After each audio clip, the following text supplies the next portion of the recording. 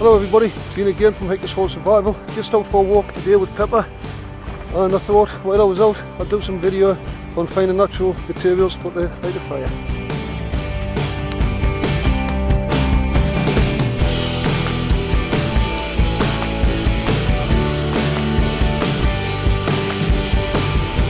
The type of things I'm looking for today, well, I'm looking for some birch bark.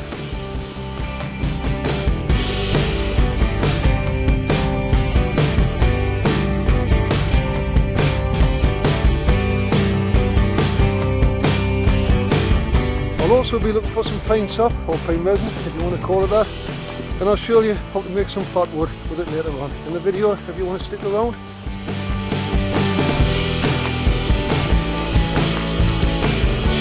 I'm also going to collect some cotton from the roseberry willow herb, and I'm going to make that into char tinder.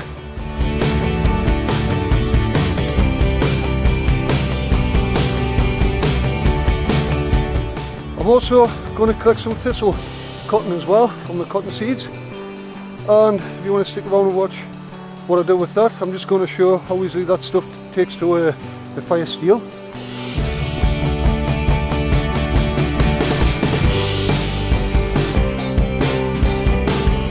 And as a little extra, I'm going to make some chalk cloth from an old cotton t-shirt that I don't need anymore.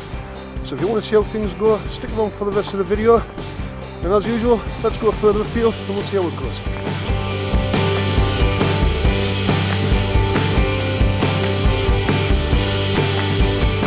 Plant here what I'm going to look at, it's called roseberry willow herb. You can actually eat the small leaves on this plant as it's grown during the springtime. The small leaves that come off at the top before it starts to flower. But this is one of those plants where you need to make sure that you consult with your doctor, because apparently it can amplify medication if you're on heart medication, that sort of thing. But it also gives off a good fire tinder. See the cotton, natural cotton on there? It's also been referred to as fireweed, this one. It's been used for many years apparently.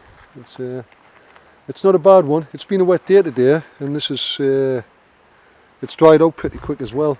So I'm going to collect a little bit of this and put it to one side. Just make my way through these bushes here.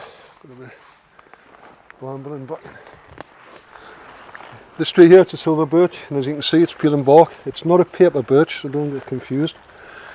Birch trees do shed their bark, and they do it for a reason. The reason is you get parasites during the summer month, which is going to lie on the outside of the bark. So during the summer months you might get spores from certain fungi such as the witch's broom and stuff, which will try and get in underneath the bark during the spring of the next year.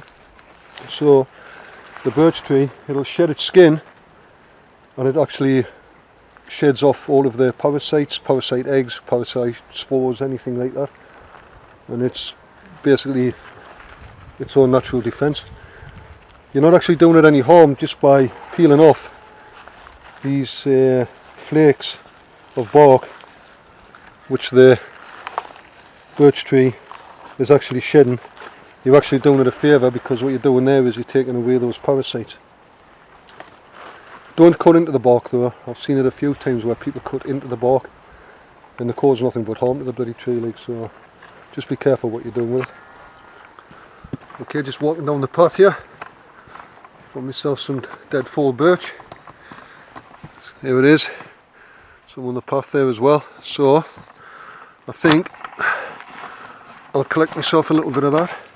With this being a dead fall tree, it's not going to hurt to take some of the bark off it. Obviously it's already dead, so I'll just peel some of this off. And there you go. Just cut that back. There we go. Pity for the tree, but it's nice when you find a nice birch tree lying dead like this. Take off all the bits of cotton bark on the inside, but that there also mixed. You can break that down into nice dust, I should say. I can use this stuff here as well, this bit, use it as a nice base. If I want to use some other kind of tinder, mix a nice tinder base. But like I say, you can scrape up some nice tinder dust from this, or you can just break it down into smaller strips and to use it as some kind of kindling tinder as well. Not a bad little find that.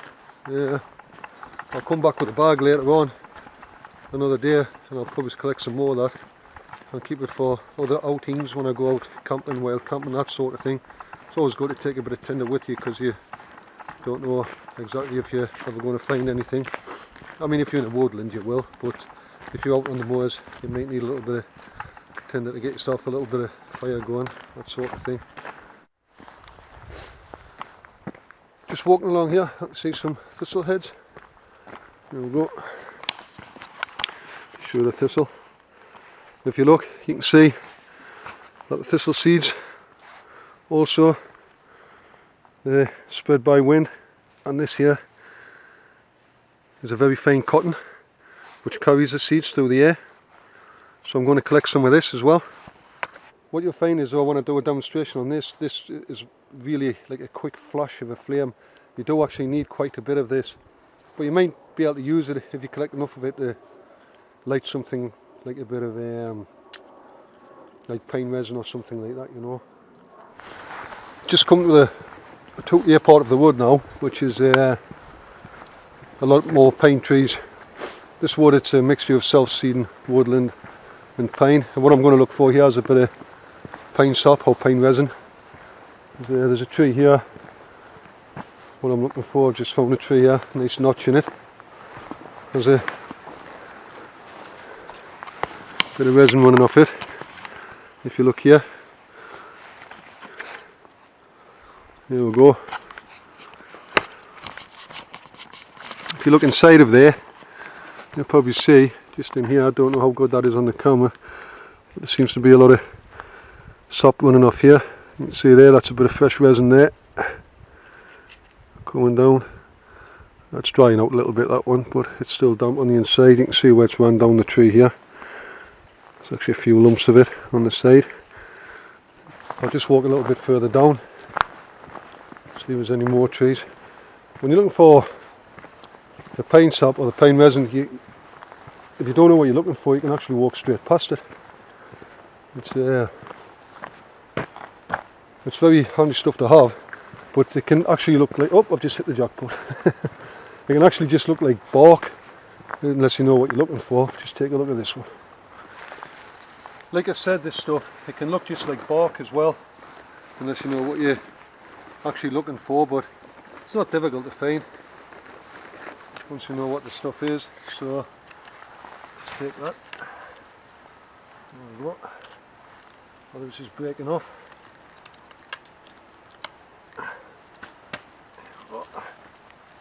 You can also use this to make your own fat wood as well. And what I'll do is, once I've collected enough of this, later on in the video I'll show you how to make some fat wood.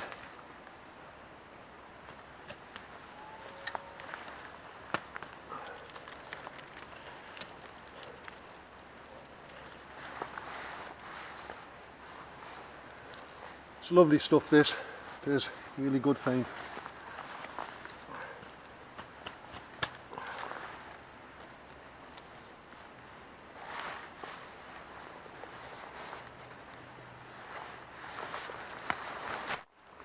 I just want to try and show this as well. If you look, just here, I don't know if you can see this, but just here there's some pine sap which is just dripping there, sticking to my finger. If you can see it, you can collect that on the end of sticks, make yourself a quick fire starter. Okay, now if I take one of these branches where the sap's coming off,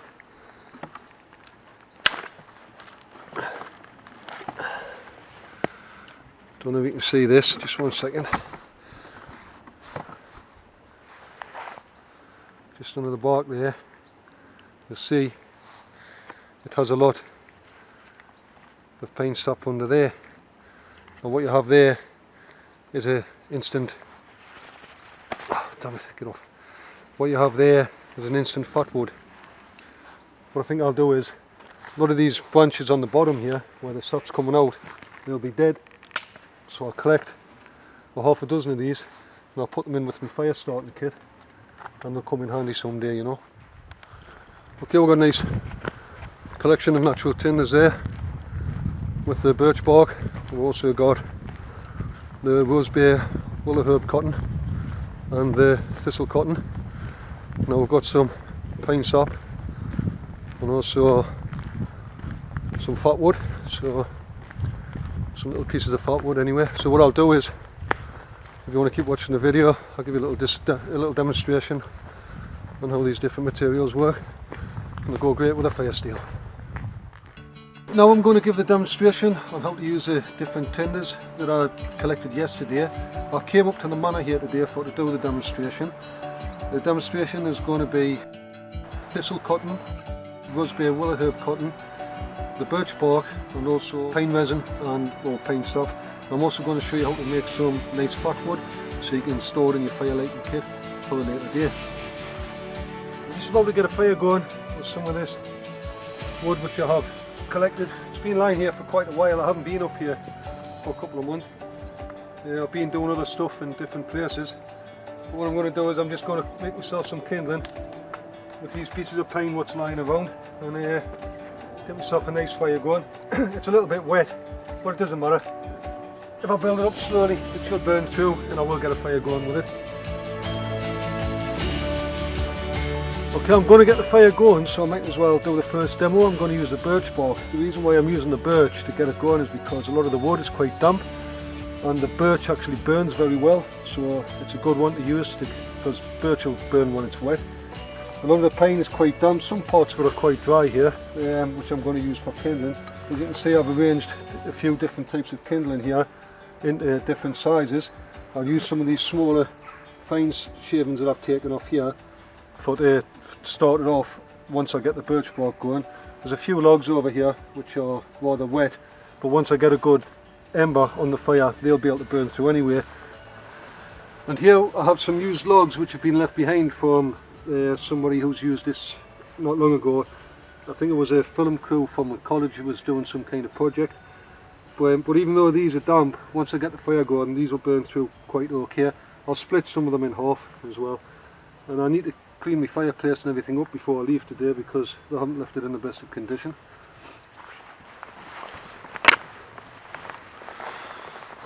Alright, just to get the demo going, I'll just show you this. This is that birch that I collected yesterday from that dead fall tree. And in my tin here is the shavings that I took off the bark, the one that that was shredding and I explained earlier in the video. So I'm going to use some of this and get my fire going. I'll also strip some of this down to use as like shaves of tinder because this stuff's a little bit thicker and I can tear it up and that'll help us get the kindling going, which is actually a little bit damp. Okay. Just thought I'd show you this as well. It's a shoe polish tin, leather glaze. It's sold by Altberg. That's what I use for my tinder tins these days. Good as anything. Right, I'll just take a bundle of my shavings here. Put them down. Just put them in the middle of the fire there.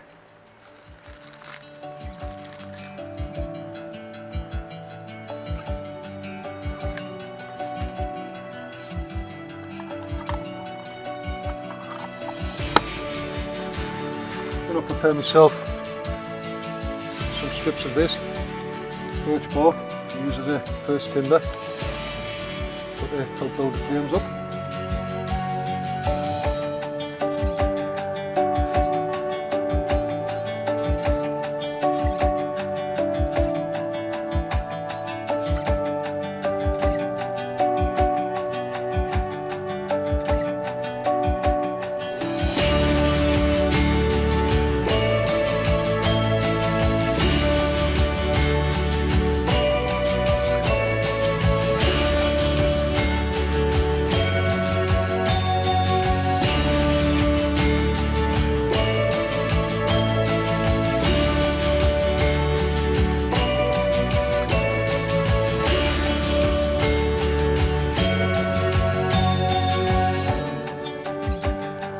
Okay, this is some of the thistle cotton which I showed you yesterday. I'm just going to give this a quick strike just to show you how quickly it burns.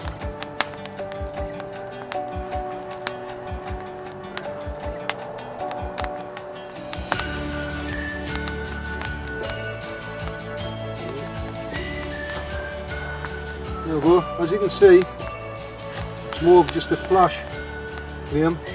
So if you want to use this stuff, you've got to really loosen it up, and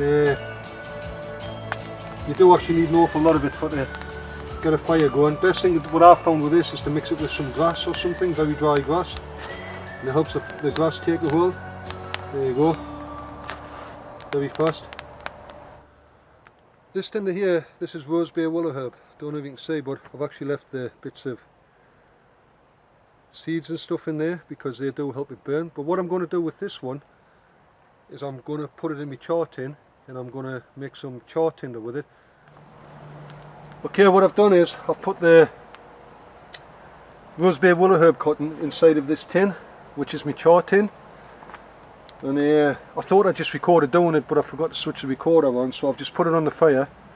And you can see that there's smoke coming out of the hole which I've made. The reason why there's a hole in the tin, it stops the gases building up pressure inside and lets the gases release. Otherwise the lid will just pop off and the stuff that you've put inside will actually ignite. The reason why I'm doing this is just to show you that you can actually make char tinders from just about any organic material. So, I don't know if you can see this, but the gases have actually ignited where they're coming up the top of the tin. I'll just see if I can zoom in a little bit. Just tilt that forward. You can see just there the gases have ignited, and when that flame burns down, that's when it's time to take it off. But you don't want it to burn down and leave for too long, otherwise you'll just burn it out altogether. But I'll just wait till that flame lowers. It's starting to do that there now by the look of it, and then I'll just take the tin off, let it cool down, and I'll show you what it's like. Okay, I'll just take that tin off. Just put it there. Okay, this is cooled down now. Just show you. It hasn't burned right through. There's still a little bit of cotton still in there, but we've got plenty of the charred cotton there. And remember, this is the cotton from the roseberry willow herb.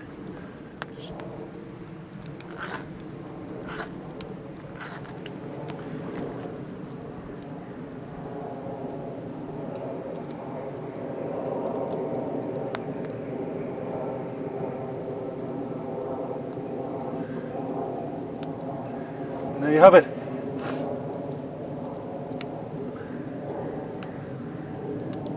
Nice char tinder from roseberry willow herb cotton. What I've got here is some heavy cotton from the t-shirt, an old t-shirt which I've cut up in the house. I'm going to make some char cloth with it.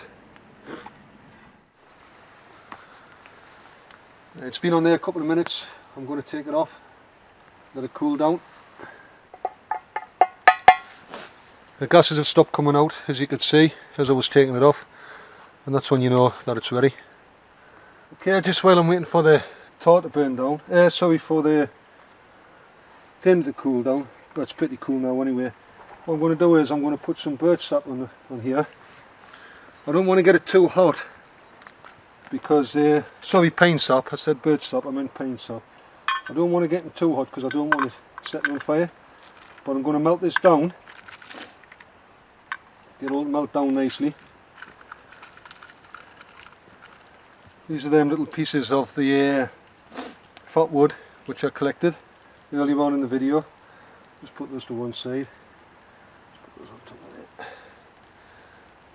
of it. And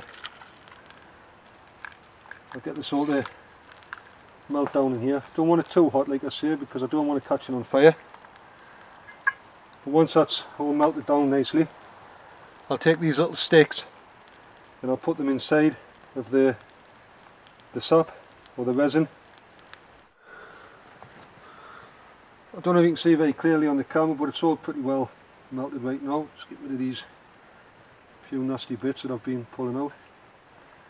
So I'm going to put it to one side, just put the sticks in.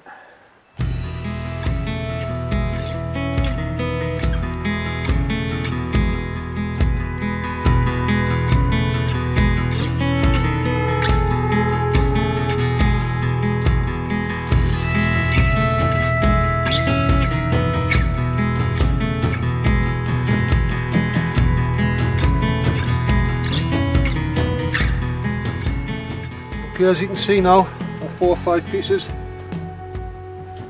of nice fat wood, some there, and if you've got something to light this with, just to show you how easily it lights, there you go, it'll burn just like a candle does. That's a good way of getting a fire started. So if you want to put some of this in your fire lighting kit, it's a good thing to have around.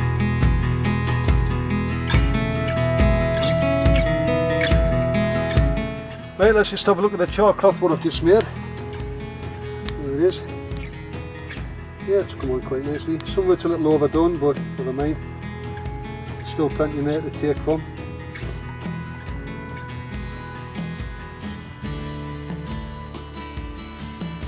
Oh, smoke's starting to come towards us again. Tear little strips of this off and use it as a tinder. The fire starter. Put a bit on the bottom there. Well, I'll just give it a quick spark and show you how easy the stuff lights once it's prepared, once it's made. And you can use this with a tinder bundle with dry grass or bracken, something like that, to get it going. I'm not going to do that today though, because I'm running out of time. There we go. Let's give it a blow.